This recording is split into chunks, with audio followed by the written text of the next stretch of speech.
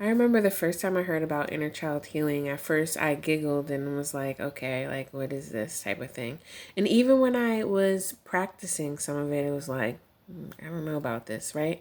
But one of the reason why was because I've dismissed my imagination numerous of times because of inner child wounds, and a lot of us have it. I want to say all of us do.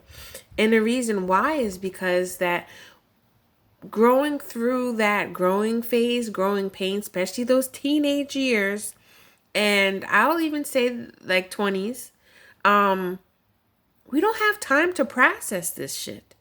Like, we're living in this day and age that we always say we don't have time. But like, if we really made time, we can actually process this stuff.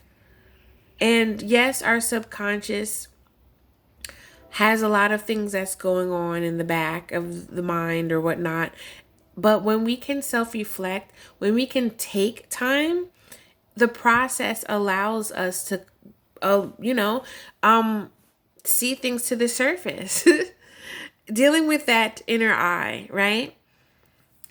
And I'm big on creativity. Creativity helps you process these things, helps you process these emotions, helps you express things in a different way because you may not be a talker. You just may not be. And that may not be that best form of communication, but maybe cooking is, and you're like, well, how can you express from cooking and communicate through cooking? Have you ever ate a dish that tastes like heaven? And that's what some people say, they put their foot in that or they put their blood, sweat, and tears in that. You know what I mean? Because of that, they infuse that emotion, they infuse that essence that they have from that. And there was something else I was going to say about this. The inner child, they're so connected to source energy, God, whatever you want to call it. They have the brightest spirit, but their spirit gets dampened from people outside projecting bullshit or becoming an adult too quickly even. They don't have time to process this stuff. All they feel is like, oh my God, I don't know what to do. I got to survive, and I can't be a kid right now. So I'm just sharing this with you because it was on my heart. And I do know somebody needs to hear this right now. So I love y'all. Love on your inner child. And your inner child can also be your teenager self. Okay.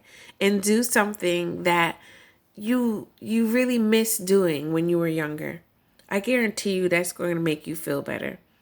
And if it doesn't feel good, let that shit out because the reason why it doesn't feel good is because you haven't tapped into your emotions yet. And I'm outie.